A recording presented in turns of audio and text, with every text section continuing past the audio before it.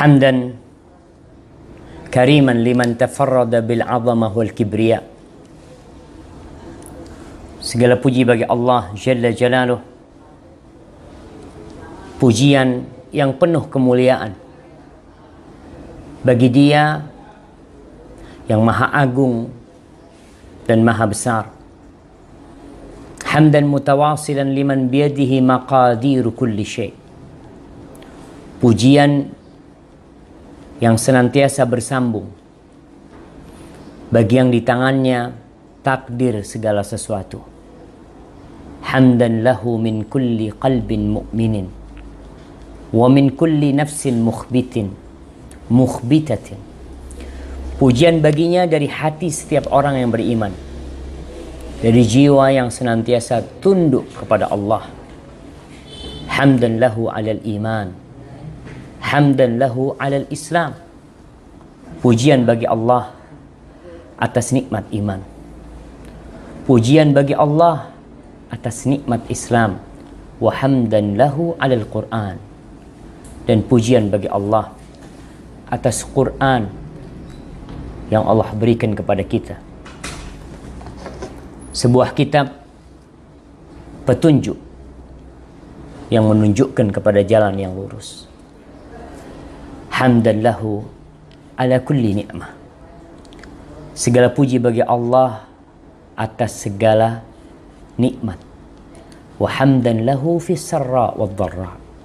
Dan pujian bagi Allah baik dalam kondisi duka atau duka. Wa hamdan lahu ala kulli hal. Dan pujian bagi Allah dalam segala kondisi. Asyhadu an la ilaha illallah wahdahu la syarikalah. Wa asyhadu anna Muhammadan abduhu wa rasuluh. Saya bersaksi bahwa tiada yang berhak disembah melainkan hanya Dia semata. Tiada sekutu baginya. Dan ana bersaksi bahwa Muhammad Nabi kita sallallahu alaihi wasallam adalah hamba dan utusan Allah. Istafahu ala khalqihi bi akrami risalah. Allah memilih beliau di antara semua ciptaan Allah, di antara semua makhluk-makhluk Allah, membawa risalah yang paling mulia, wa a'zam nubuwah, dan kenabian yang paling luhur, sallallahu alaihi wa ala alihi wa sahbihi wa sallama tasliman katsira. Semoga salawat senantiasa tercurahkan untuk beliau dan keluarga beliau, sahabat-sahabat beliau yang banyak sekali. Ahibbati fillah, Allah Jalla Jalaluh berfirman, ya ayyuhalladzina amanu taqullah wa aminu bi rasulihi yu'tikum kiflaini min rahmatih wa yaj'al lakum nuran tamshuna bihi wa yaghfir lakum wallahu ghafurur rahim. Kata Allah, wahai orang-orang yang beriman, bertakwalah kepada Allah. Bayangkan, orang beriman disuruh bertakwa kepada Allah. Wa aminu bi rasulihi, dan berimanlah kalian dengan utusan Allah. Kita udah beriman, disuruh bertakwa, kemudian disuruh lagi beriman dengan Rasul. Apa maknanya? Menguatkan keimanan kita, mengokohkan keyakinan kita. Tentunya iman bukan hanya ucapan di lisan, bukan hanya rangkaian kata-kata indah dalam tulisan, tapi iman sesuatu yang dibuktikan dengan amal perbuatan. Yu'tikum kiflaini min rahmati. Allah akan berikan kepada kalian pahala yang double buat kalian dari rahmatnya. Ingat, kita butuh rahmat Allah.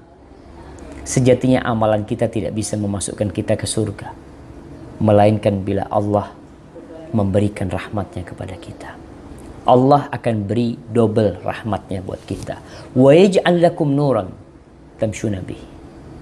Dan Allah akan menjadikan buat kalian nur, cahaya. Tamshuna bihi. Cahaya yang dengan cahaya itu kalian bisa berjalan, meniti lorong-lorong kehidupan ini sampai menuju ke pintu surga. Tanpa cahaya, kita akan lihat bagaimana manusia di malam hari tatkala listrik di sebuah kota padam. Semua akan kontak, call, PLN, menanyakan ada apa. Sebagian orang bersegera mengeluarkan lilin di rumahnya. Sebagian bersegera mengeluarkan gadgetnya untuk menghidupkan sedikit cahaya yang dapat memberikan harapan agar anak-anak tidak nangis. Agar kau bisa melakukan aktivitasmu dengan sedikit cahaya tersebut. Wa yaghfir lakum. Allah tuh, kalau kita bertakwa, kita beriman dengan Rasulnya, dikasih rahmat double, kemudian dikasih cahaya, kemudian diampuni dosa-dosanya. Wallahu ghafurur rahim. Allah tuh ghafur, maha pengampun, dan dia maha penyayang. Amma ba'd, jamaah rahimakumullah. Sebagian di antara kita sudah lama meninggalkan masa kemaksiatan. Nikmat yang besar dari Allah. Sebagian di antara kita sudah mengenal sunnah dalam kurun waktu yang cukup lama. Sehingga dia merasakan sekarang seakan-akan perahu kehidupan yang dia naikin telah selamat dari gelombang kemaksiatan yang ganas. Tidak sedikit yang bercerita tentang masa lalunya. Mengatakan, dulu apa sih dosa yang tidak ada lakukan. Dia mengingat tuh masa lalu yang begitu menyeramkan. Dan alhamdulillah dengan izin Allah dia sekarang dengan perahu yang dia naikin selamat dari gelombang yang ganas dan merapat ke pantai keimanan dengan penuh kedamaian. Tapi ketahuilah, kau tidak pernah aman ketika kau sampai ke daratan. Di tempat itu akan ada banyak godaan dan gangguan dari tipu muslihat syaitan yang dia ingin menjebakmu untuk kembali kepada dosa-dosa masa lalu. Kalau tidak kembali kepada dosa-dosa masa lalu, paling enggak berkurang semangatmu dalam beribadah. Bagaimana engkau menjadi orang yang tidak lagi seperti ketika baru mendapatkan hidayah, penuh dengan semangat, penuh dengan ambisi, waktu-waktunya penuh dengan aroma keimanan. Wajahnya memancarkan cahaya yang membuat teman-temannya berbahagia memandangnya. Setan berusaha untuk memanahmu dengan busurnya. Dan anak panah setan penuh dengan racun. Dia ingin membuatmu lemah, sakit, berbalik seperti sedia kala. Mungkin paling tidak sholat sunnahnya berkurang. Alhamdulillah kau punya sholat sunnah, sehingga ketika futur, ketika malas beribadah, ketika semangat itu turun, maka paling tidak setan telah berhasil membuatmu malas sholat sunnah. Dulu sholat sunnah Masya Allah, Qabliyah, Ba'diyah, baca Quran. Tapi ketika lemah, setan berhasil. Kau mulai malas datang kajian, mulai malas bersedekah, malas puasa sunnah. Tapi kita harus tahu, Allah telah menetapkan bahwa tipu daya syaitan sangatlah lemah. Allah mengatakan, inna kaidas syaitani kana dha'ifa. Sesungguhnya tipu daya syaitan itu lemah sekali. Bila kita menghadapinya dengan senjata keimanan yang ampuh dan cahaya yang terang yang Allah berikan kepada kita. Ketika seorang muslim mengkoreksi sebab-sebab lemahnya imannya dia. Dia tahu apa sebab mobilnya kok nggak bisa kenceng. Mobilnya kok jalannya goyang. Dia akan cari tahu. Ketika penyebabnya adalah ternyata bensin yang keluar dari karburator itu kotor. Sehingga perapian tidak bagus. Sehingga tidak bisa kencang jalan. Kau tahu sebabnya. Sehingga kau bisa memperbaikinya. Meneliti pangkal kelemahannya dari mana nih? Oh ternyata kaki-kaki mobilnya. Kaki-kaki mobilnya ini yang menyebabkan kau tidak bisa kencang. Kadang-kala keluar suara. Maka dengan cara kau tahu sebabnya, insya Allah kau akan bisa menghadapi tipu daya syaitan yang tidak pernah berhenti menggoda. Ahibati fillah, kita sering mendengarkan ungkapan al-iman yazidu wa yanqus. Iman itu naik turun.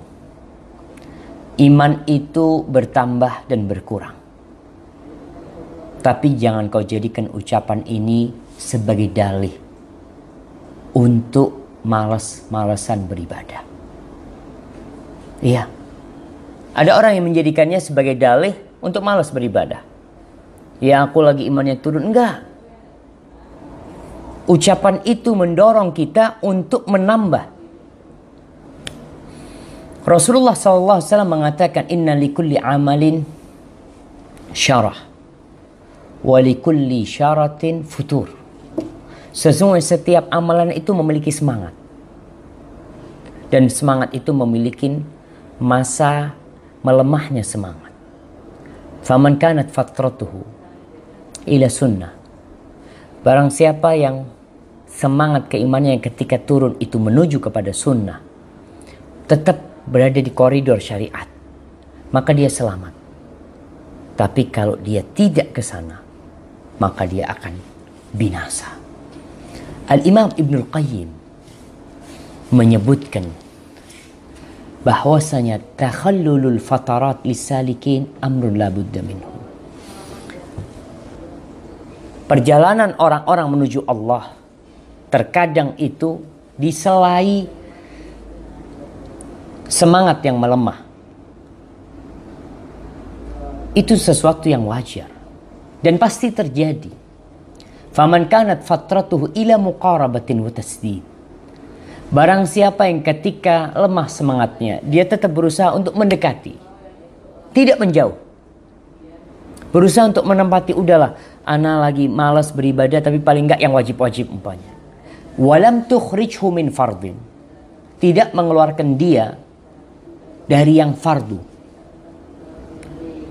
Tidak sampai dia meninggalkan yang fardu. Walam tudkhilhu fi muharramin. Dan lemahnya semangat itu tidak membuat dia masuk ke yang haram. Tapi kita ingat nih, jalan menuju yang ke haram tuh banyak tuh. Jalan menuju meninggalkan yang wajib tuh banyak. Maka Ibnu Qayyim menjelaskan, kalau lemahnya semangat dia itu tidak mengeluarkan dia dari yang wajib dan tidak memasukkan dia kepada yang haram, rujiya lahu an ya'uda khairan mimma kan. Maka diharapkan dia bisa balik lagi menuju semangatnya, lebih semangat lagi daripada yang pertama. Orang tuh ya seperti itu kehidupan ini.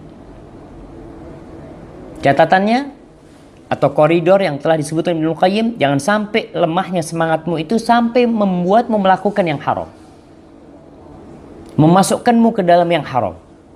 Karena ada orang-orang ketika futur, ketika malas ibadah, ketika malas datang kajian, ketika malas ketemu sahib-sahibnya yang baik-baik, akhirnya dia sampai kepada yang haram. Ini menakutkan. Bisa jadi dia nggak balik lagi kepada arena ketaatan itu. Karena dosa itu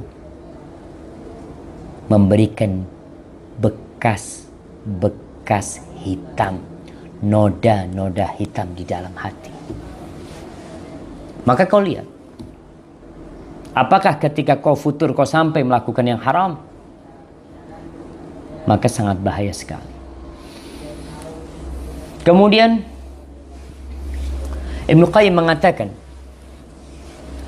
innal muqbil 'ala Allah al-muti' lahu yasiru bi jumlati a'malihi. Sesungguhnya orang yang datang kepada Allah, taat kepadanya, dia sejatinya berjalan dengan amalan-amalan dia. Dia itu bawa amalannya menuju kepada Allah dengan sejumlah amalan dia. Wa kullama zadat ta'atuhu wa a'maluhu izdada kasbuhu biha wa 'adhum. Setiap kali bertambah ketaatannya, bertambah amal solehnya, maka bertambah hasilnya. Keuntungannya bertambah besar. Mungkin kita belum paham nih. Gimana Ustaz? Ibnu Qayyim memberikan contoh. Bahwasanya tatkala kita berjalan menuju Allah ini, itu seperti orang yang sedang melakukan safar, perjalanan berdagang. Dia melakukan perjalanan, berangkat ke kota lain, membawa modal dia. Di tempat itu, dia menghasilkan 10 kali lipat dari modalnya. Seperti itu tuh orang yang menuju kepada Allah. Seperti musafir. Umpamanya ana bawa modal 1 juta, ana dagang, pulang bawa 10 juta. Bawa 11 juta. Dapat 10 juta. Kemudian ana melakukan perjalanan lagi. Dengan modal awal dan keuntungan. 11 juta ana bawa. Kemudian dalam perjalanan itu, ana dapat 10 kali lipat lagi. Dapat berapa lagi? 10 kali lipat. Kali 10, 110. 110 itu keuntungannya. Plus modalnya. 11 juta. Kemudian dia melakukan perjalanan lagi. Membawa 121 juta. Keuntungan. Dia bawa, modalnya dibawa. Karena dia berpikir semakin banyak modalnya, semakin besar yang akan dihasilkan. Ketika dia berangkat yang ketiga, dia bawa semua keuntungannya bersama modalnya, dan dia mendapatkan keuntungan yang lebih banyak lagi. Seperti itulah. Fa idza fatara anis safar fi akhir amri. Kata Ibnu Qayyim, ketika orang ini tidak melakukan perjalanan di akhir hidupnya umpamanya, dia tidak melakukan perjalanan marra wahidah, sekali saja dia tidak melakukan perjalanan, maka dia akan kehilangan keuntungan sebesar modal dan keuntungan dia yang dia dapatkan pada perjalanan sebelumnya. Dia bawa modal umpamanya 1 miliar. Seharusnya dia dapat 10 miliar, karena dia tidak melakukan perjalanan, dia kehilangan 10 miliar tersebut. Ini kita lihat, ini hukum dagang nih. Seperti itu pula dalam berjalan menuju Allah Subhanahu wa taala. Kita ini ana sering dapat cerita orang-orang yang mengatakan rugi ana. Kenapa rugi? Iya, soalnya ada galian di depan tokonya, sehingga orang nggak ada yang beli. Bayangkan jemaah. Dia mengatakan rugi. Kerugian ini adalah keuntungan yang tidak dia dapatkan. Bukan rugi keuntungan yang hilang, bukan. Keuntungan yang belum datang, orang itu udah ngitung tuh. Maka kita melihat kenapa banyak pedagang nggak mau tutup tokonya. Nggak mau dia. Padahal dulu ceritanya orang yang memiliki toko sendiri, memiliki usaha sendiri lebih bebas. Kapan dia mau tutup, dia tutup. Tidak seperti pekerja dan pegawai yang dia senantiasa harus laporan, harus izin kalau ingin cuti. Tapi ternyata seorang pedagang, seorang pengusaha tidak pernah cuti. Karena yang ada dalam benak dia adalah kerugian. kalau dia tutup. Begitu pula tatkala kita berjalan menuju Allah Subhanahu wa taala. Ketika dalam suatu saat kau berhenti, tidak melakukan perjalanan, kau bawa nih modal yang banyak sekali, kemudian kau tidak melakukan perjalanan, maka keuntungan yang besar itulah yang hilang dari engkau. Jamaah rahimakumullah, kita akan melihat apa yang menyebabkan kita malas beribadah. Sehingga poin-poin besar kita kadangkala hilang. Keuntungan besar yang seharusnya kita dapatkan tidak datang kepada kita. Kenapa kita bicara tentang sebab?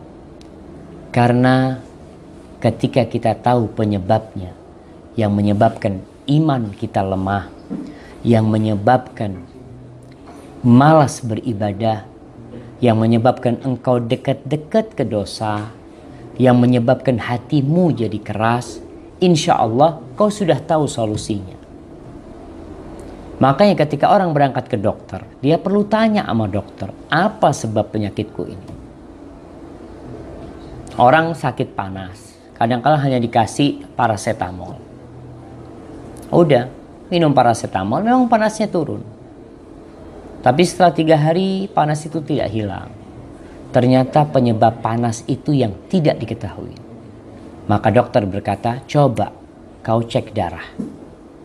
Cek darah, oh ternyata penyebabnya adalah tipes umpamanya. Penyebabnya adalah ini dan itu. Kemudian dokter akan mengobatin sebabnya, bukan gejala yang ada di dirinya. Maka sebab pertama yang menyebabkan kita malas beribadah, menyebabkan kita futur, sebab pertama adalah karena kita tidak memeriksa keimanan kita dari satu waktu yang ke lainnya. Tidak diperiksa keimanan kita. Perlu kau periksa. Mobil tuh ada yang namanya check up rutin mobil aja. Bahkan disebutkan di sana di mobil itu setiap 100 km atau setiap, bukan 100 ya, memang 10.000 harus ganti oli, harus ini, harus ini, harus ini. Kita berarti perlu mengkoreksi diri kita nih. Bagaimana keimanan kita? Lagi naik, lagi turun. Ketika seorang mukmin tahu imannya lagi turun, maka niscaya dia, oh masalahnya di sini nih. Ana ini lagi masalah sekarang nih. Sehingga tatkala imanmu turun, kau akan tambah. Tahu, oh ini masalahnya tadi kalau mobil. Oh ini nggak enak nih gara-gara bannya kurang angin. Kau akan tambah anginnya. Ini kurang enak nih, panas mesinnya ini gara-gara air di radiator kurang. Oh gara-gara radiatornya bocor. Maka seorang perlu mengkoreksi keimanannya, menambah keimanannya. Abu Darda radhiyallahu ta'ala anhu mengatakan, min fiqhil abdi an yata'ahad imanahu wa ma naqasa min, wa min fiqhil abdi an ya'lam ayazdad huwa am yantaqis. Termasuk fikih pemahaman seorang hamba, dia itu senantiasa memperhatikan keimanannya. Apa yang kurang? Apa yang kurang dari dia? Dan termasuk fikih dia itu dia tahu imannya sekarang dalam kondisi naik atau turun. Umar bin Khattab radhiyallahu ta'ala anhu kadang-kala mengatakan kepada para sahabatnya, halummu nazdad imanan. Yuk kita nambah iman yuk. Nambah iman. Kau lihat kadang-kala orang fisiknya lemah mengatakan yuk kita jamu. Karena fisiknya gak enak. Atau seorang yang merasa nyeri-nyeri badannya, dia langsung, aku mau check up, mau periksa aku. Kelihatan, oh kolesterolnya lagi naik umpamanya. Asam uratnya lagi naik umpamanya. Umar bin Khattab tahu tuh. Sehingga dia mengajak para sahabatnya, halummu nazdad imanan. Yuk kita nambah iman. Fayadhkurunallah. Ketika itu mereka duduk. Mereka duduk kemudian mengingat Allah untuk nambah keimanan. Mu'adz bin Jabal seorang sahabat Nabi, bagaimana mereka memberikan wasiat kepada kita nih. Dia pernah berkata kepada seorang laki, ijlis bina. Ada orang lewat mungkin, ijlis bina, kau duduk sini. Nazdat au nu'min sa'ah. Kita nambah keimanan kita sesaat. Itu sebab pertama. Sebab pertama yang menyebabkan keimanan kita turun, malas ibadah, adalah kita tidak mengkoreksi. Tidak mengontrol kondisi keimanan kita. Berapa banyak orang yang naik mobil di tengah jalan meledak bannya. Di tengah jalan mogok jalan. Siapa yang disalahkan? Kau tidak kontrol. Kita pun bisa seperti itu dalam perjalanan hidup ini. Di tengah jalan habis. Tidak sedikit orang-orang jamaah yang awalnya rajin ke masjid kemudian jarang kelihatan. Yang awalnya rajin datang kajian kemudian dia blok semua nomor sahibnya karena dia berada di alam yang berbeda. Taib, sebab yang kedua yang menyebabkan kita malas beribadah adalah kebodohan kita, ketidaktahuan kita dengan apa yang telah Allah siapkan bagi hamba-hambanya yang bertakwa. Dari surga Allah, dari kenikmatan. Atau dia tahu tapi dia pura-pura gak tahu. Atau dia melupakannya. Atau dia lupa untuk membacanya kembali. Karena kita tahu keimanan dengan hari akhir, memahami apa yang Allah sediakan buat kita di dunia dan di akhirat, itu menyebabkan kita semangat beribadah. Sebagaimana orang-orang, bagaimana mereka bersemangat untuk menggali suatu tempat karena tahu di sana ada harta karun, umpamanya. Karena di sana ada emas. Maka jamaah rahimakumullah, mengingat apa yang Allah sediakan buat orang-orang yang bertakwa, itu seringkali Allah ulang-ulangi dalam Al-Quranul Karim. Allah mengatakan, innalil muttaqina mafaza hadaiqa wa a'naba wa kawa'iba atraba wa ka'san dihaqa. Allah subhanahu wa ta'ala menceritakan apa yang dia sediakan buat orang-orang yang bertakwa. Sebuah kesuksesan, sebuah kebahagiaan, sebuah kenikmatan buat siapa? Orang-orang yang bertakwa. Hadaiq wa a'naba. Allahu akbar. Hadaiq, taman-taman yang penuh dengan anggur-anggur. Jemaah, kau lihat bagaimana orang sibuk dengan diskon. Ketika tahu ada diskon, ketika tahu ada sesuatu yang besar, harganya murah, mereka akan berlomba-lomba. Kita seharusnya mengingat, buka lagi Quran. Allah berfirman nih tentang nikmat yang Allah berikan buat orang yang bertakwa. Hadza dzikrun wa inna lil muttaqina lahusna ma'ab. Ini peringatan. Sesungguhnya buat orang-orang yang bertakwa adalah tempat kembali yang indah. Jannati adnin mufattahatan lahumul abwab. Jannatu adn, surga Allah Jalla Jalaluh yang dibuka pintu-pintunya. Muttaqiina fiha yad'una fiha bifakihatin katsira wa syarab. Mereka bersandar di sana. Mereka bersandar. Mereka duduk nyaman di sofa-sofa, di kasur-kasur. Mereka tinggal minta buah-buah apa saja, minuman-minuman apa saja yang mereka inginkan. Wa indahum qasiratut tarfi atrab. Dan buat yang lelaki-laki, ada bidadari-bidadari yang sebaya. Hadza ma tu'aduna liyaumil hisab. Ini yang dijanjikan buat kalian pada hari hisab nanti. Inna hadza la rizquna ma lahu min nafad. Inna hadza la rizquna. Inilah rizki dari kami. Tidak akan kurang jamaah. Subhanallah jamaah.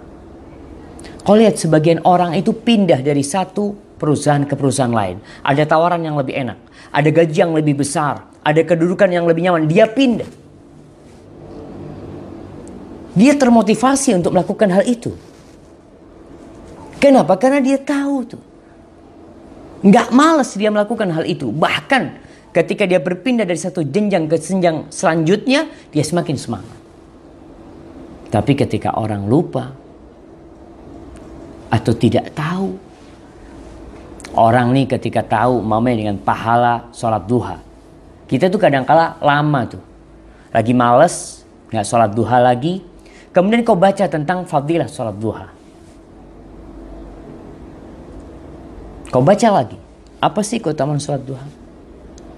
Ingat sabda Nabi SAW bahwa Allah berfirman, ya ibna Adam, irka'li rak'atain, wa fi riwayah 4 rakaat fi awalin nahar akfika akhirah. Wahai anak Adam, kau rukuk 2 rakaat di awal hari, aku cukupin kau sampai siangnya, sampai sore harinya. Ahibati fillah, kau lihat betapa besarnya pahala yang Allah berikan.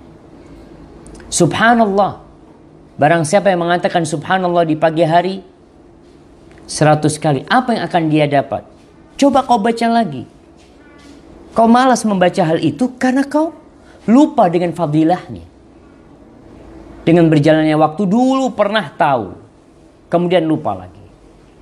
Membaca la ilaha illallah wahdahu la syarikalah, lahul mulku wa lahul hamdu, wa huwa ala kulli syai'in qadir. Apa pahalanya baca 100 kali di pagi hari? Doa masuk pasar, doa masuk masjid. Coba kau. Mungkin kau nggak tahu yang menyebabkan kau malas beribadah. Mungkin kau lupa. Kemudian engkau jadi tidak semangat untuk beribadah kembali. Rasulullah SAW bersabda dalam hadis riwayatkan Imam Bukhari. Allah berfirman, a'dattu li'ibadiyas salihin ma la 'ainun ra'at wa la udhunun sami'at wa la khatara 'ala qalbi bashar faqra'u in syi'tum fala ta'lamu nafsun ma ukhfiya lahum min qurrati a'yun. Kata Allah dalam sebuah hadis qudsi, aku telah menyediakan untuk hamba-hambaku yang soleh apa yang tidak pernah dilihat oleh mata, apa yang tidak pernah didengar oleh telinga, apa yang tidak pernah terbetik di hati manusia.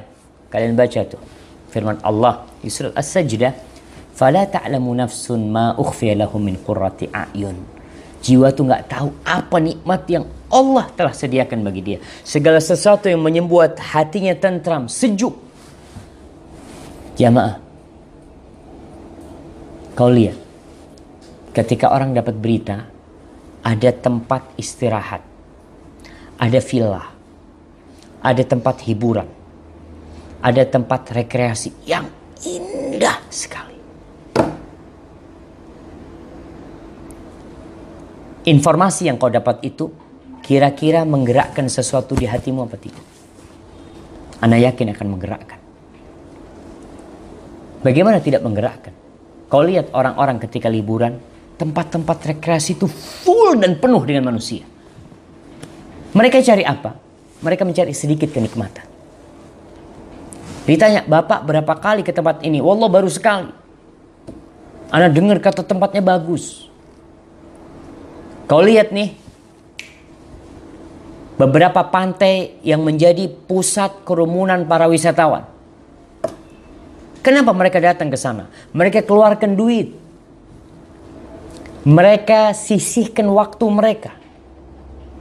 Mereka tinggalkan keluarga mereka, negeri mereka untuk datang ke tempat itu. Kenapa mereka tertarik? Karena mereka tahu kalau itu tempat bagus. Kau lihat tuh, salah satu penyebab orang malas ibadah karena lupa atau tidak tahu jamaah. Kenapa sebagian orang malas ke masjid? Malas ke masjid. Dengar azan, hayya 'alas shalah, hayya 'alal falah. Tetap HP di tangannya terbuka. Jangan mendatangi masjid, menjawab azan pun tidak. Menjawab azan enggak. Kita lihat banyak manusia melakukan itu.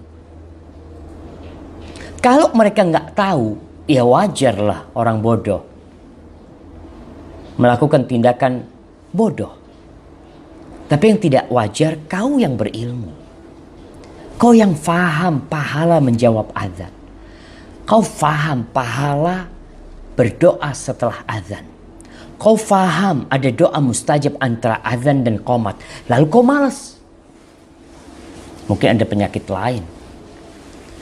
Jamaah, kadangkala ada orang yang semangatnya mati. Kalau masih semangatnya itu lemah, insya Allah masih bisa diobatin. Kau lihat keluargamu bawa ke dokter umpamanya lemah, lemes semuanya, bawa ke dokter diinfus ini itu masih bisa sehat. Tapi kau bawa orang mati ke dokter, dok tolong dok nih dok, hidupin dok. Hidupin gimana? Diobatin dok, diobatin gimana? Bawa ke kuburan sana. Udah mati. Wallahi sahih jemaah. Nasallallahu, kita mohon sama Allah Subhanahu wa taala an yuhyiya qulubana, agar Allah menghidupkan hati kita. Sebab yang ketiga, meremehkan sanksi-sanksi duniawi dan sanksi-sanksi akhirat. Atau dia berpikir azabnya itu yang akan dia terima sangatlah ringan. Ini nih sebenarnya pemekaran dari sebab yang kedua. Kedua, ketika orang tidak tahu dengan pahala. Nih orang tambah lagi dia itu menganggap remeh sanksi yang akan diterima. Oh gampang. Allah mungkin ngasih sanksi cuma ini, cuma ini, cuma itu. Dan itulah yang menyebabkan para koruptor di negeri kita, kalau kita lihat, terus korupsi. Kenapa? Karena dia tahu sanksinya tidak memberatkan. Coba nih, sanksinya dibunuh. Kira-kira orang akan korupsi? Ya 2 orang lah, koruptor umpamanya dibunuh. Insya Allah KPK berhenti kerja. Yang menyebabkan kita ini melakukan dosa, menyebabkan kita ini malas beribadah, salah satunya karena ada perasaan sanksinya itu ringan. Ada sanksi-sanksi, kalau memang sanksinya ringan, tentu. Tapi ini sanksi yang Allah berikan, subhanallah. Jamaah, kau tahu, seorang mukmin tidak akan bahagia dalam kehidupan ini dengan keimanannya, kecuali dia beriman dengan 2 hal. Dia beriman dengan pahala yang Allah berikan, dan dia takut dengan sanksi yang Allah berikan. Ketika seorang muslim merasa sanksi dari Allah jauh, ya, Allah tidak akan memberikan sanksi di dunia, di badannya, di rezekinya. Padahal kita tahu, ketika Allah memberikan sanksi kepada 3 bersaudara yang mereka memiliki kebun yang luas, yang mereka tidak ingin berbagi dengan fakir miskin, lalu mereka berangkat subuh-subuh ke kebun mereka untuk memanennya dalam kondisi orang-orang miskin tidak tahu apa yang terjadi. Mereka sampai ke kebunnya, dilihat kebunnya itu hancur. Wallahu a'lam. Allahumma ighfir lana. Terbakar kebunnya. Bisa dibayangin.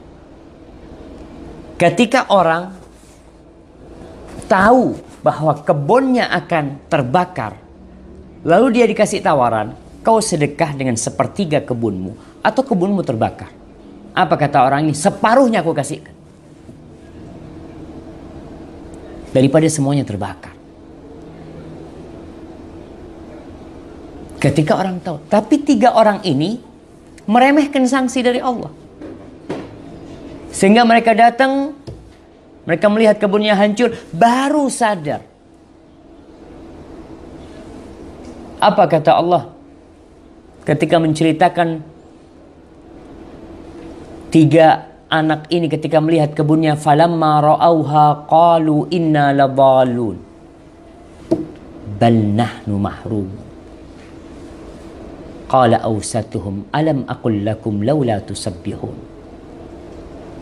Ketika mereka lihat, oh kayaknya ini bukan kebun kita, kata mereka.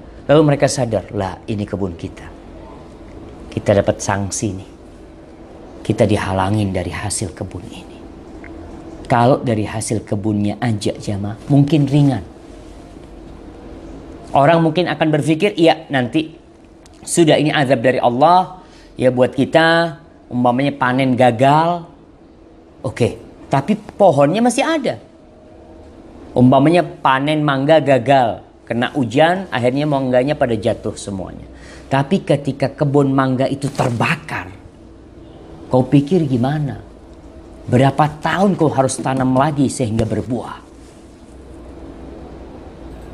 Maka ini yang kadang-kala membuat kita jadi malas beribadah, dekat-dekat maksiat. Karena ada perasaan meremehkan sanksi yang Allah berikan di dunia. Yang akhirat kan masih jauh. Wah akhirat kan nanti Ustaz, kalau sudah mati. Di dunia nih Allah menyebutkan kadzalikal azab wala azabul akhirati akbar law kanu ya'lamun. Seperti itu tuh azab dunia Allah kasih. Dan azab akhirat itu lebih besar lagi kalau mereka tahu. Jamaah, innal abda la yuhramur rizq bidzambi yusibuh. Seorang hamba tuh bisa dihalangi dari rizki gara-gara dosanya. Maka orang-orang yang merasa rizkinya sempit, yang merasa susah dapat kerjaan, yang mungkin dia hidup dalam kemelaratan, coba. Ahibati fillah. Ada orang-orang yang hidup dalam kesempitan tapi di rumah mereka tidak terdengar Al-Quranul Karim. Lisan mereka tidak berzikir kepada Allah. Rumah mereka tidak ada salat-salat sunnah. Padahal mereka itu merasakan kesengsaraan. Dan dia berpikir kenikmatan dunia ini cukup buat dia. Dia berlari di belakang fata morgana. Maka kau perlu tahu dengan azab Allah. Kau perlu pelajarin juga. Kalau tadi yang kedua tentang nikmat-nikmat, tentang pahala, juga tentang azab Allah Subhanahu wa taala. Allah berfirman, "Innal ladzina kafaru bi ayatina sawfa nuslihim nara kullama nadijat juluduhum baddalnahum juludan ghairaha liyadhuqul azab innallaha kana azizan hakima." Kata Allah, sesungguhnya orang-orang kafir yang kafir dengan ayat-ayat kami akan memasukkan mereka ke dalam neraka yang setiap kali kulit mereka matang, kami ganti dengan kulit yang baru. Untuk apa? Liyadzuqul azab. Agar mereka merasakan azab Allah. Sesungguhnya innallaha kana azizan hakima. Jamaah rahimakumullah. Dengan kecintaan kepada Allah, takut dari azab Allah, berharap pahala Allah, sahabat-sahabat Nabi, mereka selamat dalam kehidupan dunia dan akhirat. Umar bin Khattab dalam sebuah riwayat diriwayatkan oleh Abu Nuaim pernah berkata, "Lau nada munadin minas sama ayyuhan nas innakum dakhiluna al-jannah kullukum ajma'un illa rajulan wahidan la khiftu an akuna huwa. Walau nada munadin ayyuhan nas innakum dakhiluna an-nar illa rajulan wahidan la rajautu an akunahu. Ini Umar bin Khattab, jemaah. Umar bin Khattab khalifah yang kita tahu disebutkan ada garis hitam di pipinya karena tangisan dia takut kepada Allah. Umar mengatakan, andai kata ada yang menyeru di langit mengatakan, wahai manusia, kalian semua masuk surga, semuanya masuk surga, kecuali satu orang. Apa kata Umar? Aku khawatir satu orang itu aku. Aku takut satu orang itu aku. Dan kalau ada yang menyeru mengatakan, wahai manusia, kalian semua masuk neraka, kecuali satu orang yang tidak masuk neraka. Apa kata Umar? La rajautu an akuna huwa. Aku berharap aku yang satu itu. Maka dalam kehidupan seorang muslim ini, dia senantiasa berada di antara khauf dan raja. Dia takut, tapi dia juga tetap berharap. Ketika Umar bin Khattab membaca surat At-Tur dan sampai kepada firman Allah, inna azaba rabbika lawaqi', sesungguhnya azab Rabbmu pasti mengenai. Umar menangis. Kemudian tangisannya semakin menjadi-jadi sampai dia sakit dan orang-orang mengunjungi dia. Bayangkan, jemaah, rasa takut yang ada di hati seorang hamba kepada Allah membuat dirinya sakit. Utsman bin Affan radhiyallahu taala anhu yang dijamin masuk surga. Dijamin masuk surga. Rasulullah sallallahu alaihi wasallam mengatakan Utsman fil jannah. Suatu hari dia berdiri di depan sebuah kuburan. Dia menangis sehingga air matanya membasahi jenggotnya. Dia berkata, "Lau annani bainal jannati wan nar, la adri ila ayyatihima yu'maru bi, lakhtartu an akuna ramadan qabla an a'lam ila ayyatihima asir." Dia mengatakan, andai kata aku berada di antara surga dan neraka, dan aku tidak tahu kemana aku akan disuruh, aku akan memilih menjadi debu sebelum aku tahu kemana aku disuruh. Maka ahibati fillah, hendaklah kita menjadikan balasan dari Allah, pahala dari Allah, ganjaran dari Allah itu selalu di hadapan kita, sehingga mendorong kita untuk beribadah, mendorong kita untuk terus beramal. Sebagaimana kita juga harus menjadikan sanksi yang Allah berikan di dunia dan di akhirat di depan kita, supaya kita bisa jaga diri, jangan sampai kita terjebak dalam dosa-dosa tersebut. Sebab yang keempat yang menyebabkan orang jadi malas beribadah adalah terpana, terkesima dengan dunia dan perhiasan-perhiasan. Tertipu, terpedaya dengan kelezatan-kelezatannya yang sementara. Dan kita tahu bahwa dunia memiliki fitnah yang besar sekali, godaan yang sangat berbahaya sekali. Bagaimana seorang hamba bisa berubah gara-gara dunia? Rasulullah sallallahu alaihi wasallam ketika menceritakan agar kita segera beramal, badiru bil a'mal fitanan ka qita'il lailil mudlim, kalian cepat-cepat beramal Sebelum datang fitnah-fitnah seperti potongan malam yang gelap gulita. Yang seorang hamba yusbihur rajulu mu'minan wa yumsi kafiran. Paginya beriman, sorenya kafir. Sorenya beriman, paginya kafir. Kenapa dia bisa berubah? Bagaimana begitu cepatnya perubahan di diri dia? Apa? Dunia penyebabnya. Yabi'u dinahu bi'aradin minad dunya. Dia menjual agamanya dengan sepotong dari dunia. Likulli ummatin fitnah wa fitnatu ummati al-mal. Setiap umat itu ada fitnahnya, dan fitnah umatku adalah harta. Allah berfirman mewanti-wanti kita agar kita tidak terperdaya dengan dunia ini.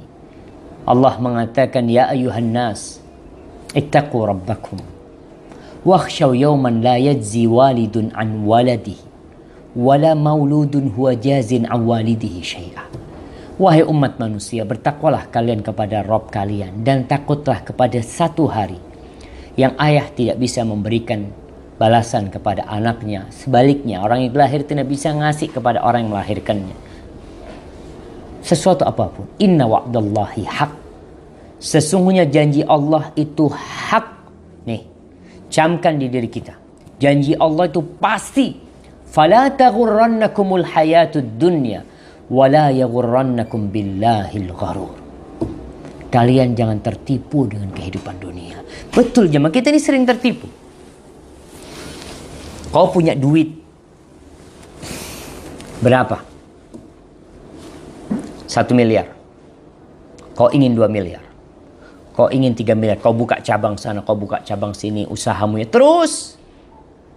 Tahu-tahu kau sakit di atas ranjang menunggu kematian. Mulai kau berpikir, ya Allah, mau diapain tuh duit? Mau diapain tuh harta? Menambah 1 hari pun dari umurmu gak bisa. Maka jangan tertipu. Kehidupan dunia itu seperti mimpi dalam tidur. Mimpi. Kau lihat bagaimana orang dalam mimpinya? Mimpi dia berangkat kemana, dia memiliki ini, memiliki itu. Kalau dunia itu membuatmu tertawa sedikit, tapi dunia telah membuat banyak tangisan di diri kita. Kalau dunia membuatmu gembira sehari atau beberapa hari, tapi kadangkala berbulan-bulan, bertahun-tahun, dia membuat orang susah hidupnya.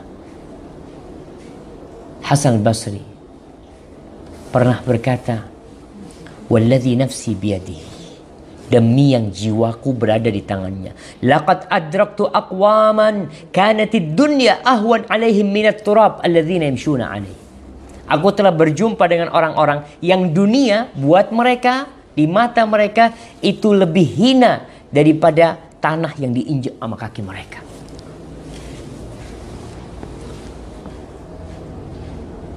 Jangan terkesima dengan dunia, tapi jadikan dunia sebagai sarana menuju akhirat.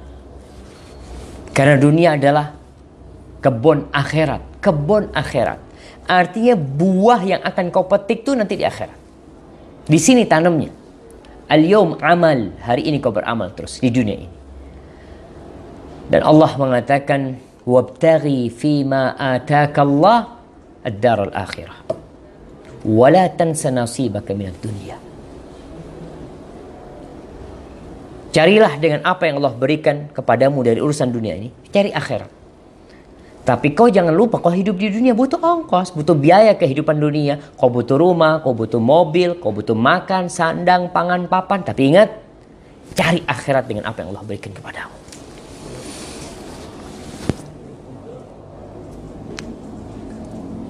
Al-Fudail bin Iyad memberikan wasiat. Kita ini perlu dengar wasiat-wasiatnya ulama terdahulu. Karena wasiat mereka itu ringkas, tapi dalam maknanya. Fudail bin Iyad mengatakan, ja'alallahu syarr kullahu fi baitin Allah menjadikan kejahatan semuanya di satu rumah. Di satu rumah. Allah menjadikan kejahatan semuanya itu di satu rumah. Wa ja'ala miftahahu hubbad dunya.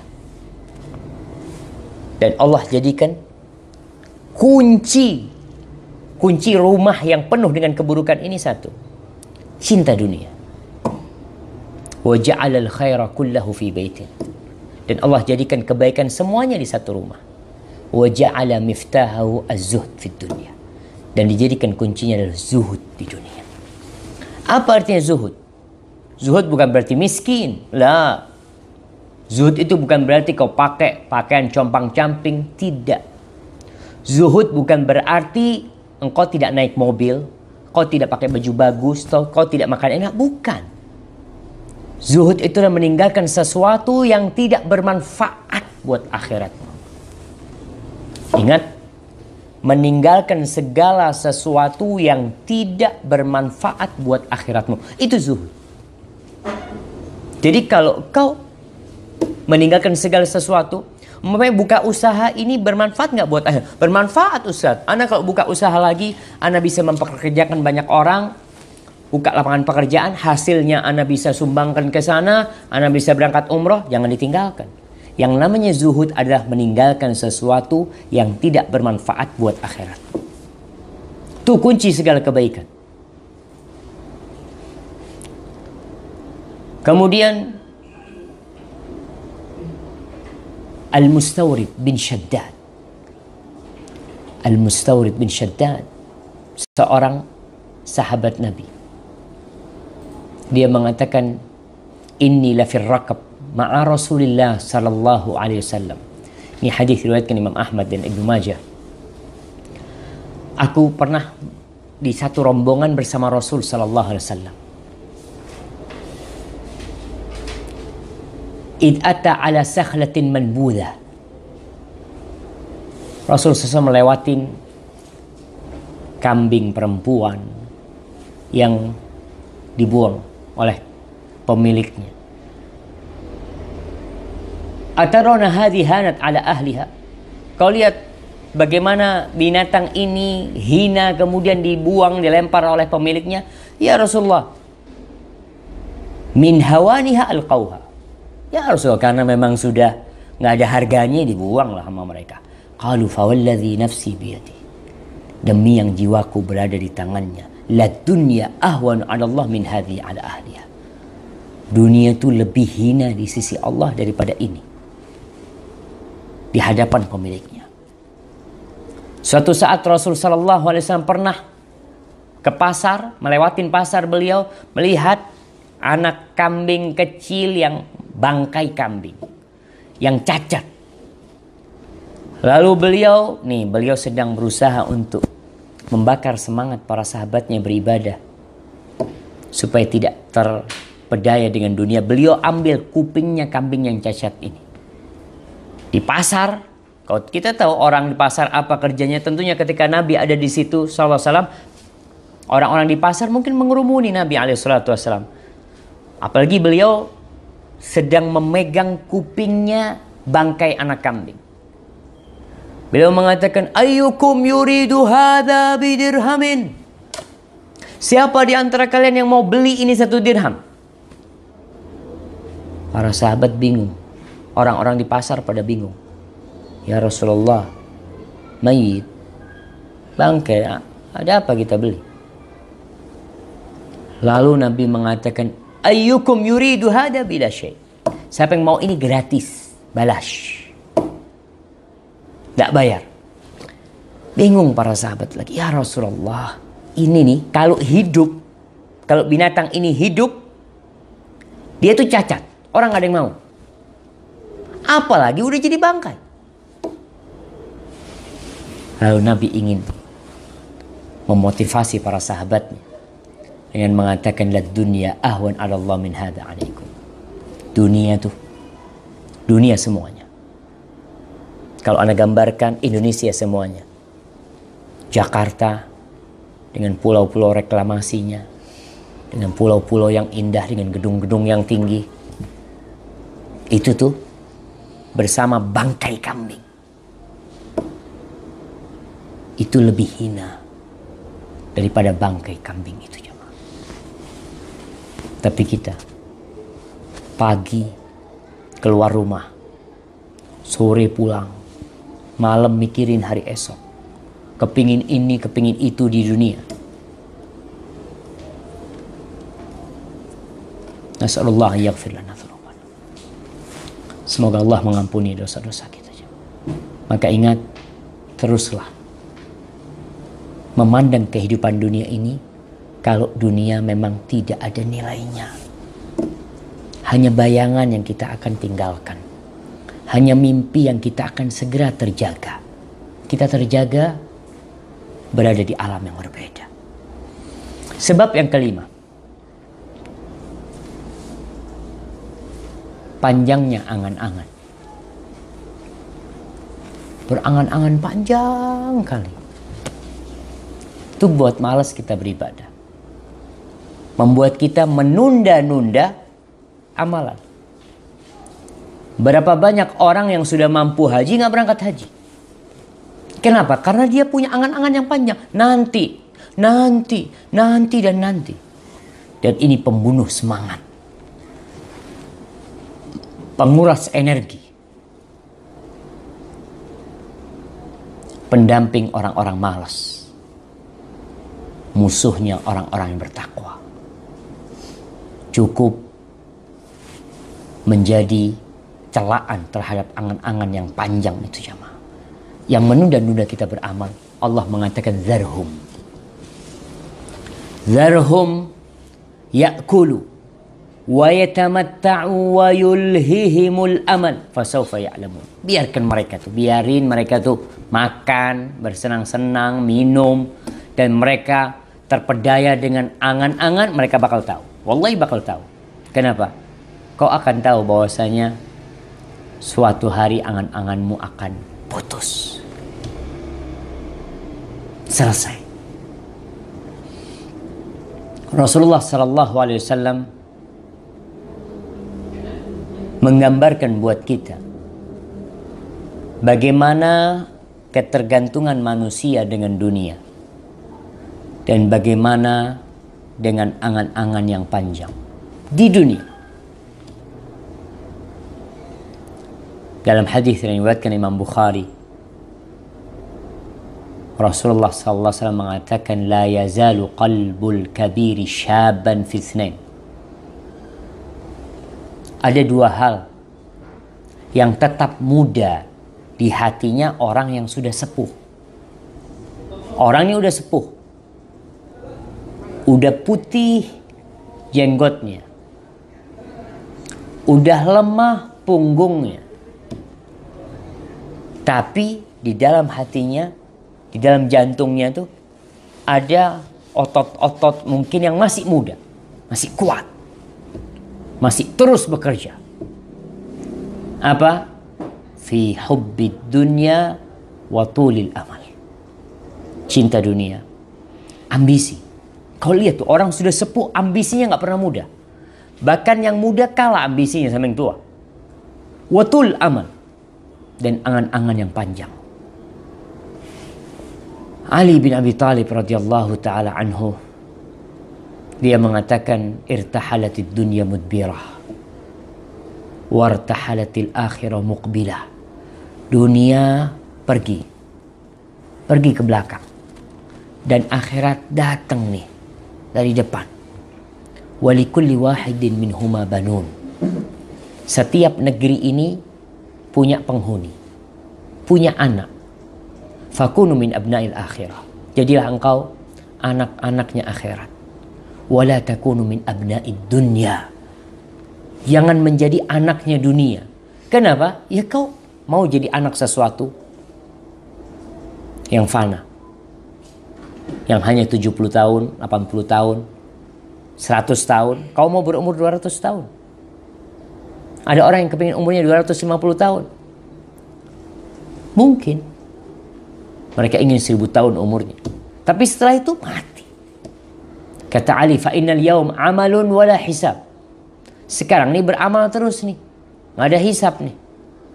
Wa ghadan hisabun wala amal. Sedangkan besok hisab, nggak ada amal lagi sudah. Maka ahibati fillah, hindari angan-angan panjang. Hindari ucapan nanti, besok. Karena itu yang membuat engkau akhirnya menunda pertaubatanmu. Menunda engkau melakukan amal soleh. Karena apa? Ya, karena kau masih berharap ada hari esok. Ya gimana orang mengatakan, aku mau sedekah nih hari, besok aja gampang. Kau kan besok berpikir masih hidup. Ketika orang itu berpikir besok bukan punya aku, hari ini punya aku.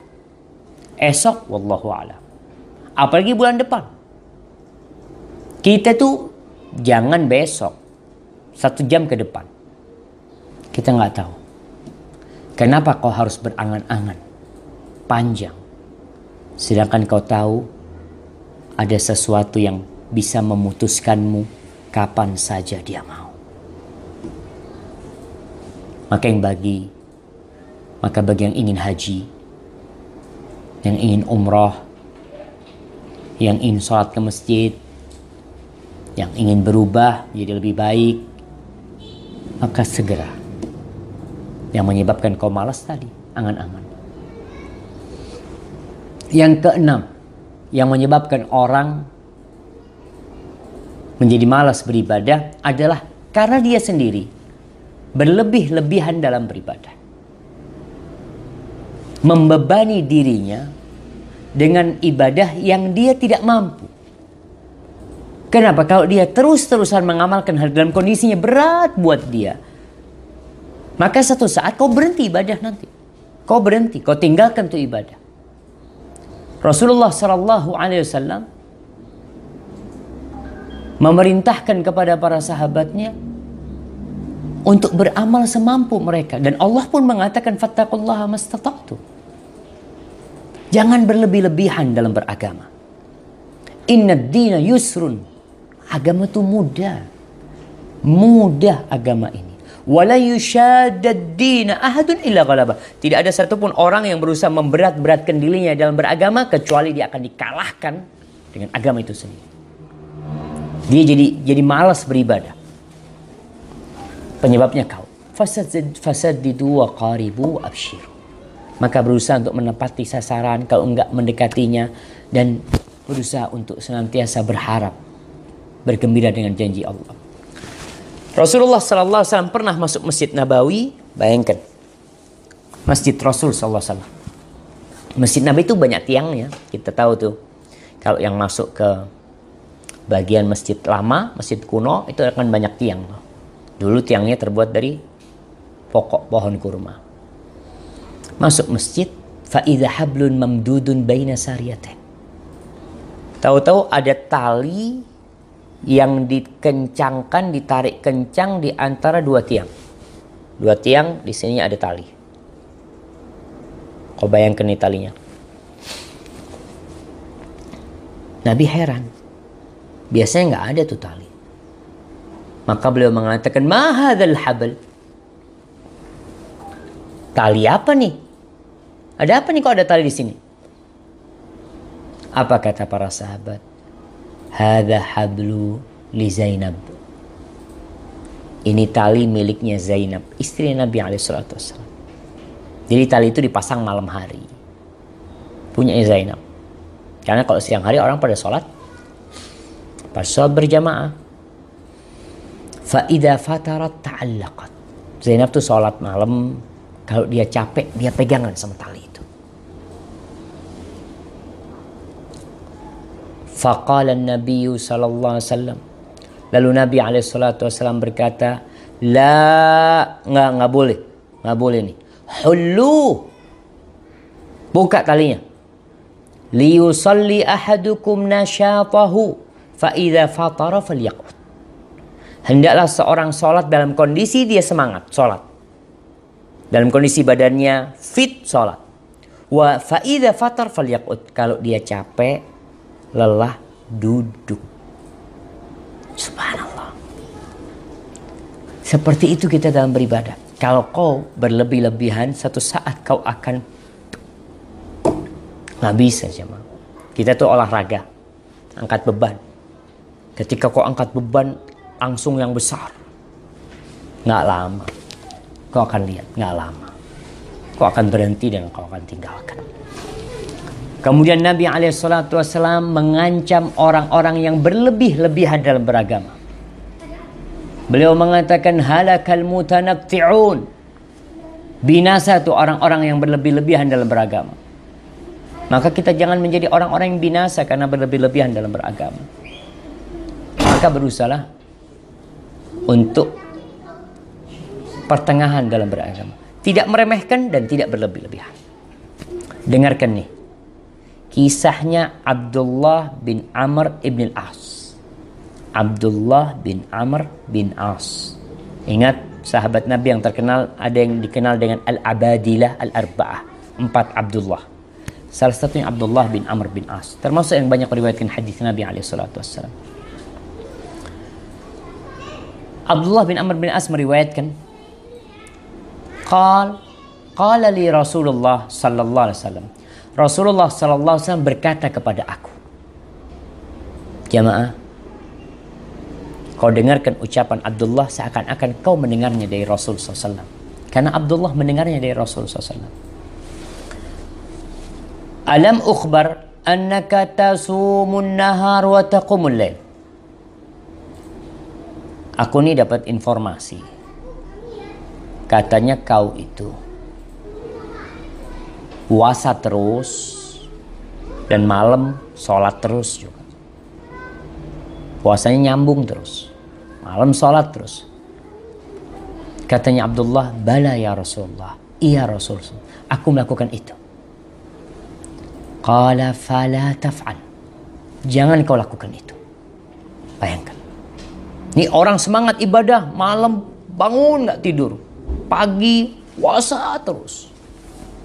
La taf'al. Jangan kau lakukan itu. Sum wa aftir. Wa qum wa nam. Kau puasa dan kau berbuka. Artinya kau sehari puasa, kau berbuka. Jangan puasa sepanjang tahun gitu. Hari-hari mau diisi puasa terus enggak. Kau puasa dan kau berbukalah. Kau usah puasa. Dan kau sholat malam, kau sholat tapi kau juga tidur. Jangan bangun terus sholat tapi kau butuh tidur. Kenapa? Fa inna li jasadika 'alaika haqqan. Tubuhmu punya hak. Ini Islam jemaah. Islam subhanallah, subhanallah. Islam ini agama yang memperhatikan urusan dunia dan akhirat. Jangan dipikir Islam tuh hanya ngurusin umatnya di masjid lah. Ini Nabi mengatakan sebuah prinsip dalam beribadah, sesungguhnya tubuhmu punya hak. Wa inna li 'ainika 'alaika haqqan. Matamu punya hak. Wa inna li zaujika 'alaika haqqan. Istrimu punya hak. Kau jangan mikirin diri sendiri. Oke, orang mikirin diri sendiri, enggak, anak kuat. Badanku sehat. Mataku alhamdulillah, tapi istrimu juga punya hak. Wa inna li zaurika 'alaika haqqan. Orang yang mengunjungimu juga punya hak.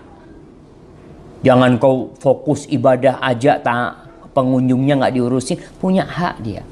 Wa inna bihasbika antasuma kulla syahrin 3 ayyam. Cukuplah kau tiap bulan itu puasa 3 kali, 3 hari dalam sebulan. Fa inna laka bikulli hasanatin 10 amsalha. Fa inna dzalika siyamud dahri kulli. Nabi SAW mengatakan tuh puasa 3 hari dalam sebulan. Kau tahu kebaikan itu dilipat gandakan menjadi 10. Kau kalau puasa tiap bulan 3 hari, seakan-akan kau puasa 3 kali 10 sebulan. Kalau kau tiap bulan 3 kali 12 bulan, berarti kau sudah puasa selama 360 hari. Subhanallah. Fa inna dzalika siyamud dahri kulli. Itu puasa sepanjang tahun, kata Nabi SAW. Apa kata Abdullah bin Amr? Fashaddadtu fashuddid alayya. Lalu aku berusaha untuk lebih. semangat lagi beribadah, ternyata itu pun memberatkan kepada aku. Fakultu ya Rasulullah, inni ajidu quwwah. Wahai Rasulullah SAW, aku memiliki kekuatan yang lebih, aku bisa lebih dari itu.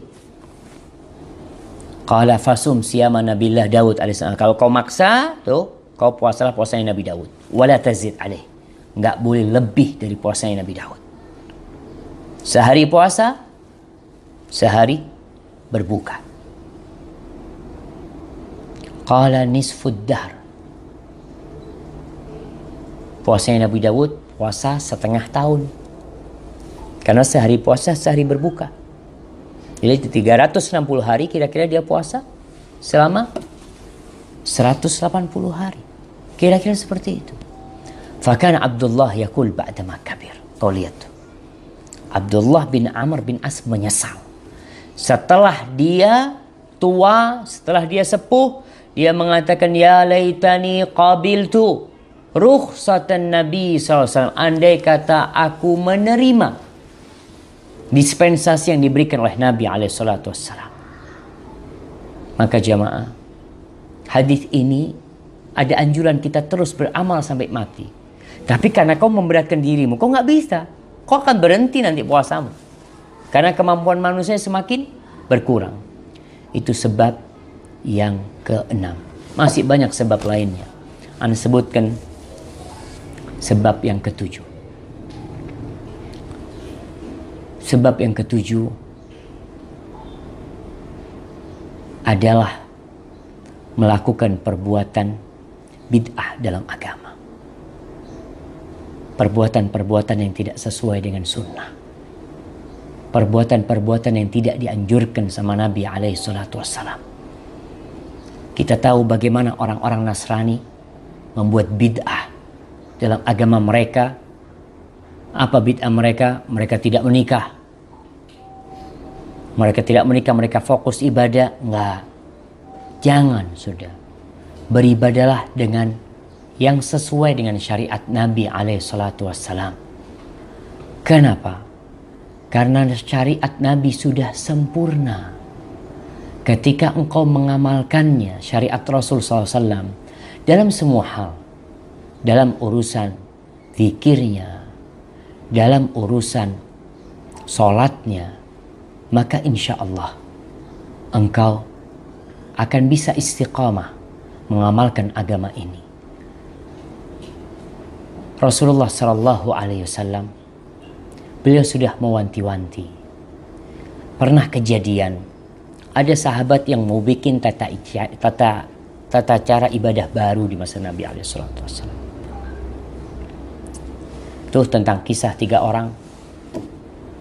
Ya karena nanti jatuhnya bid'ah ini berlebih-lebihan dalam beragama. Berlebih-lebihan. Seperti 3 orang. Yang mereka tanya, gimana ibadahnya Nabi SAW? Kata Aisyah, biasa. Nabi puasa, Nabi kadang-kadang nggak puasa, Nabi tidur malam, Nabi sholat malam, Nabi tidur, Nabi sholat. Dan kita tahu Nabi banyak istrinya. SAW. Lalu orang ini mau bikin aturan baru dalam Islam. Dia mau puasa terus. Yang satu mau sholat malam terus gak tidur. Yang satu tidak mau menikah. Nabi marah sama mereka. Apa kata Nabi SAW? Ama wallahi inni akhsyakum lillahi wa atqakum. Aku adalah orang yang paling bertakwa di antara kalian kepada Allah. Yang paling takut kepada Allah. Kau lihat aku, kata Nabi SAW. Aku tuh puasa dan aku berbuka. Aku nggak puasa. Aku sholat malam dan aku tidur. Dan aku menikah dengan wanita. Faman raghiba an sunnati falaysa minni. Barang siapa yang tidak suka dengan sunnahku, maka bukan dari golonganku. Maka tadi, kadang-kala kau malas beribadah karena tata cara ibadahmu tidak sesuai dengan syariat. Kemudian sebab yang ke-8, teman-teman yang buruk. Teman ini subhanallah itu seperti gurita. Teman ini gurita yang kalau sudah melilitmu susah kau keluar dari sana. Setiap kali kau ingin keluar dari rombongan itu, gurita itu terus menekanmu dan mungkin menghisap darahmu juga. Dan Rasul sallallahu alaihi wasallam menyuruh kita memilih teman. Apa kata Nabi sallallahu alaihi wasallam? La tusahib illa mu'minan. Kau jangan berteman kecuali dengan orang yang beriman. Wala ya'kul ta'amaka illa taqi. Dan jangan makan makananmu kecuali orang yang bertakwa. Bayangkan Nabi aja, Nabi disuruh milih. Nabi mengatakan, Allah berfirman kepada nabinya, wasbir nafsaka ma'al ladzina yad'una rabbahum bil ghadati wal 'ashyi yuriduna wajha wa la ta'du 'ainaka 'anhum turidu zinatal hayatid dunya. Engkau sabarlah, tahanlah dirimu bersama siapa? Kumpul sama siapa? Duduk sama siapa? Dengan orang-orang yang senantiasa beribadah kepada Allah, berdoa kepada Allah pagi dan sore hari. Terus mereka mencari rahmat Allah, mencari wajah Allah. Mereka ingin berjumpa dengan Allah. Dan jangan jadikan matamu berpaling untuk melihat orang-orang yang mencari dunia. Karena ingin kau cari dunia juga. Hati-hati. Maka berteman dengan orang-orang yang sibuk cari dunia, kadangkala membuat hatimu juga jadi malas ibadah. Dan Nabi mencontohkan teman yang soleh dengan teman yang buruk seperti penjual minyak wangi dan alatnya pandai besi itu. Seperti itu. Sebab yang ke-9, menyendiri. Menyendiri. Kalau tadi berteman kita suruh pilih teman, kau juga bahaya jangan suka menyendiri. Kau cari teman-teman yang baik. Kenapa? Ada orang-orang yang menyendiri kemudian ada fitnah dia kemudian. Ikut terseret dengan arus fitnah itu. Rasulullah SAW mengatakan, alaikum bil jamaah wa iyyakumul furqah. Kalian hendaklah berkelompok, berjamaah. Hati-hati jangan sampai berpecah belah. Fa inna asyaitan ma'al wahid. Syaitan itu sama satu orang. Wa huwa minal itsnain ab'ad. Syaitan sama dua orang lebih jauh. Faman arada buhbuhatal jannah falyalzamil jamaah. Barang siapa yang ingin surga, hendaklah dia beriltizam dengan jamaah, berkumpul dengan jamaah. Jamaah rahimakumullah, berkaitan dengan uzlah ini. Memang ada zaman fitnah yang kemudian orang beruzlah, berkumpul dengan kambingnya di gunung atau di mana. Tapi sepertinya zaman itu belum tiba. Sekarang kita perlu mencari orang-orang baik yang berkumpul dengan mereka. Kemudian saling memberikan nasihat dengan mereka. Karena biasanya kalau ada orang yang istiqomah, kemudian dia jarang datang kajian, mulai dia menyendiri. Mulai dia tidak kumpul sama sahib-sahibnya yang takut dan takwa sama Allah. Ketika itu ada bahaya besar. Karena setan akan menjadikan dia sebagai mangsanya. Barakallahu fikum. Masih banyak sebab-sebab lainnya. Mudah-mudahan kita bisa lanjutkan pada kesempatan yang akan datang untuk membicarakan sebab-sebab lainnya. Karena dengan kita tahu sebab-sebabnya, kau sudah tahu obatnya supaya kau tidak malas beribadah. Hadza wallahu a'lam bishawab. Mungkin itu yang bisa kita kaji pada kesempatan kali ini. Kalau kiranya ada pertanyaan, tafadhal.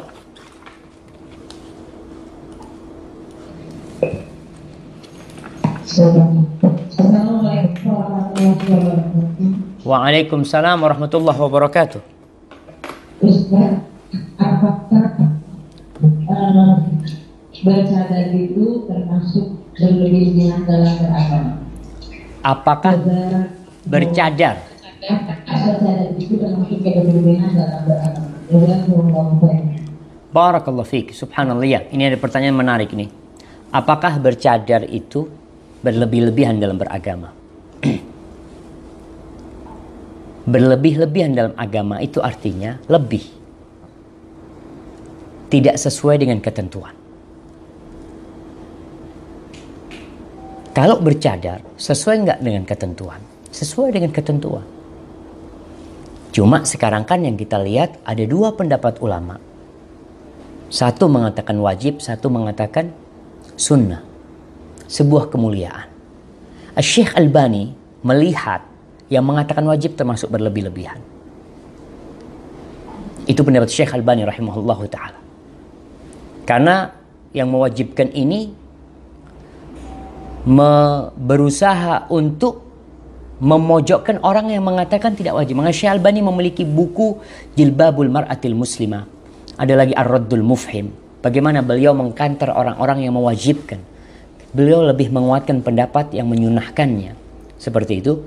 Maka dalam masalah ini kita harus, supaya kita tidak termasuk berlebih-lebihan. Bagi orang yang mengatakan wajib, itu cadar, maka hendaklah dia berlapang dada ketika berjumpa dengan orang yang berpendapat tidak wajib dalam masalah ini. Karena memang masalahnya masalah termasuk yang masalah lebar sekali ya, para ulama membahasnya. Maka Anda lihat kita perlu berlapang dada dalam masalah-masalah yang memang ada ruang untuk beda pendapat, supaya kita tidak jadi berlebih-lebihan. Umpamanya orang itu mengatakan sunnah, akhirnya dikucilkan itu orang karena berpendapat sunnah, atau orang itu akhirnya dijelek-jelekan, atau jadi suudzoni orang mengajak untuk buka-bukaan. Enggak seperti itu sebenarnya. Jadi Anda rasa bercadar tidak termasuk berlebih-lebihan. Kecuali tadi, kalau berpendapat wajib, fadhal, nggak ada masalah. Tapi jangan sampai engkau mencemooh orang yang berpendapat cadar itu tidak wajib. Takut di situ nanti berlebih-lebihannya. Karena ada ruang untuk beda di sana. Wallahu a'lam bishawab. Nah.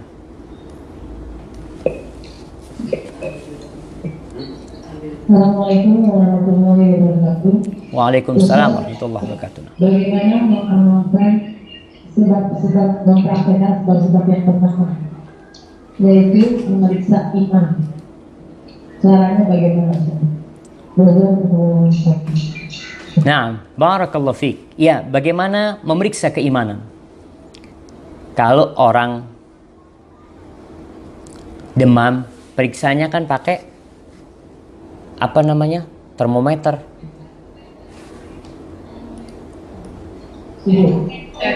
Termometer, oke. Itu kita bisa lihat tuh. Caranya pakai termometer. Bagaimana dengan mengetes keimanan kita lagi naik dari itu? Kau tahu. Kau periksa tuh. Ada orang yang nggak peduli. Artinya orang itu maksud sebab pertama itu kau perlu duduk lihat. Aku kok kayaknya sholat sunnah berkurang ya. Aku ngaji ini nggak hatam-hatam kayaknya. Kau lihat. Sebulan ini kajian nggak ada sama sekali. Itu memeriksanya itu kan iman itu qaulun wa aman wa i'tiqadun tentunya. Iman itu adalah ucapan, perbuatan dan keyakinan dalam dada. Nah, kau lihat tuh dari sisi ucapan, umpamanya zikir. Aku nih sekarang habis sholat jarang selesai umpamanya baca subhanallah. Sering langsung berdiri. Yang laki umpamanya, ana nih ke masjid selalu masbuk. Mesti rokaat dapat rokaat kedua, nggak pernah dapat takbiratul ihram. Jadi mengecek, mengontrol keimanan itu dengan amalan-amalan. Karena amalan itu adalah keimanan. Maka dengan cara seperti itu, kau bisa tahu sekarang kau itu lagi naik atau turun. Ketika umpamanya orang, ya Allah, ana alhamdulillah ya Allah, ana puasa sunnah Senin Kamis. Tapi kau lihat, aduh bulan ini sama sekali nggak ada satu hari pun puasa. Maka itu cara mengontrol keimanan kita. Sehingga orang kalau udah mengontrol, orang yang tidak mengontrol keimanannya bahaya. Karena dia merasa nyaman. Seperti orang yang sakit tapi tidak merasa sakit. Karena dia nggak pernah kontrol. Tahu-tahu ya, kalau sekarang nih, tahu-tahu kanker stadium 4. Umpamanya. Kenapa? Karena dia nggak pernah kontrol. Sekarang kan ada anjuran ya untuk para wanita atau apa untuk kontrol ya seperti itu. Kalau kita nggak kontrol, tahu-tahu nanti parah sudah. Nah, ketika udah parah susah ngobatinnya. Tapi kalau kita ngontrol dari awal udah kelihatan nih kekurangan-kekurangan ibadahnya atau naik atau kurang, kau udah bisa kontrol. Ketika kurang ya kau tambahin. Ketika tambah, kau syukurin. Insya Allah kau bisa tetap istiqamah. Barakallahu fikum. Nah, seperti itu kiranya.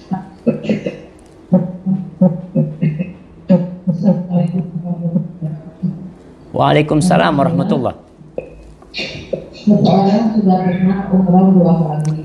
Afwan, suaranya kurang jelas ya.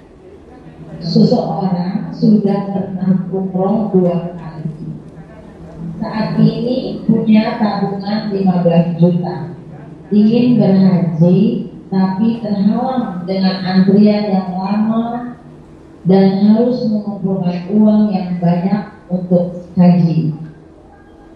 Sedangkan usia sudah 60 tahun. Bagaimana sebaiknya Ustaz? Teruskan niat untuk haji atau umroh lagi, atau diinfakkan ke masjid atau amal ibadah? Ya, barakallahu fiik. Ini ada seorang yang sudah umroh 2 kali dengan umur 60 tahun ya. Insya Allah sekitar 60 tahun tadi. Kemudian dia punya tabungan 15 juta. Apa yang harus dia lakukan? Daftar haji? Atau umroh lagi? Atau disedekahkan? Daftar haji. Daftar haji. Kenapa? Haji itu wajib. Haji itu kewajiban. Kau daftar, Ustaz kan nggak tahu umur. Kau nggak tahu umur. Allah yang tahu. Dan ketika kau daftar, itu bukti kalau kau mau berangkat haji. Dan kita tahu kekuatan niat. Ketika kau daftar, lalu kau mati, akan terhitung kau dapat pahala haji. Maka jangan sampai engkau tidak daftar. Udah tahu antrian lama, kau malah tunda lagi. Cepet daftar. Bisa daftar dengan uang segitu, daftarin. Kalau belum bisa, kumpulin lagi. Katanya daftar berapa juta sekarang daftar haji? 22 juta. Jamaah. Daftar haji berapa juta? 25. Iya, artinya sekarang kau sudah umroh, alhamdulillah. Kau sudah pernah sampai ke sana, alhamdulillah. Umroh juga wajib menurut pendapat sebagian ulama. Kau sudah melaksanakan umroh, kau berangkat haji, sekarang daftar. Daftar, umurmu 60 tahun sekarang. Ustaz nunggu 20 tahun. Tak ada yang tahu. Bisa jadi Allah kasih rezeki kepada kau, kau berangkat tahun depan. Bisa jadi Allah bukakan jalan buat engkau. Tahu-tahu kau punya rezeki dengan daftar ya. Tahu-tahu Allah kasih rezeki kau 200 juta atau 150 juta, kau bisa berangkat tahun itu juga. Tapi yang jelas niatnya dengan mendaftar. Bagaimana ketika kau tidak balik atau kau tidak berangkat? Innallaha alimun bidzatis sudur. Allah tahu kalau kau sudah mempersiapkan diri untuk berangkat. Barakallahu fikum. Nah. Assalamualaikum. Bagaimana membedakan malas, menghindari berlebihan dalam beribadah? Karena terkadang berat melakukan suatu ibadah dengan alasan tidak mampu. Beda tipis dengan malas. Contohnya puasa sunnah. Nah, tunggu nih, ini bagaimana membedakan antara malas dengan berlebih-lebihan? Ustaz, ini ada dua. Bagaimana membedakan malas, terus menghindari berlebihan dalam beribadah. Tapi penjelasannya dari yang bertanya, karena terkadang berat melakukan suatu ibadah dengan alasan tidak mampu. Beda tipis dengan malas. Contohnya puasa sunnah. Jadi ini mungkin penjelasan untuk malasnya, Ustaz. Iya. Ya, kalau perbedaan antara malas dengan tidak mampu, ya kau sendiri yang tahu. Nggak mampu karena sakit, itu namanya tidak mampu. Orang nggak mampu seperti nggak mampu kena air tayamum. Nggak mampu. Nggak mampu karena safar, puasa, aduh jadi lemes, jadi nggak puasa. Itu nggak mampu. Tapi kalau bicara malas sama tidak mampu, ya jelas banget. Kau kenapa nggak puasa? Bukan nggak mampu. Kuat nggak kau puasa? Kuat. Kalau dikatakan puasa kuat, cuma malas. Artinya malas itu sesuatu yang menghalangimu untuk melakukan sesuatu dalam kondisi kau mampu. Seperti orang bangun malam nih, bangun malam. Hati-hati dengan godaan setan ya. Setan tuh kadang-kala datang kepadamu sebelum tidur.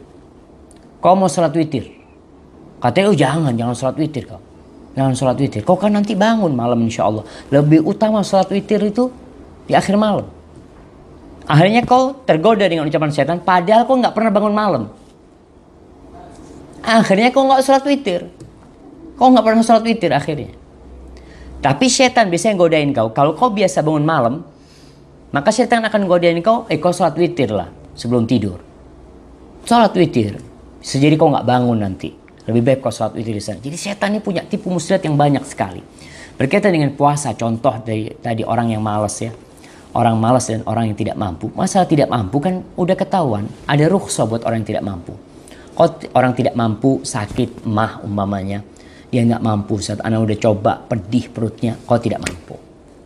Tapi kalau malas, ya memang nggak mau mengamalkan itu. Menghindari berlebih-lebihan bagaimana caranya? Menghindari berlebih-lebihan dengan berilmu. Jadi kau tahu tuh. Abdullah bin Amr bin As. Dia melakukan amalan. Menurut dia nggak ada masalah. Akhirnya dikasih tahu sama Nabi SAW. Maka kita dituntut untuk berilmu. Baik, pertanyaan yang terakhir.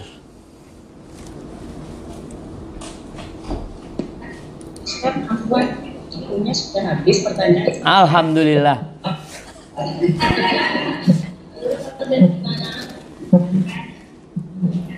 Nah, alhamdulillah. Jadi memang anak ada satu kerjaan yang harus diselesaikan.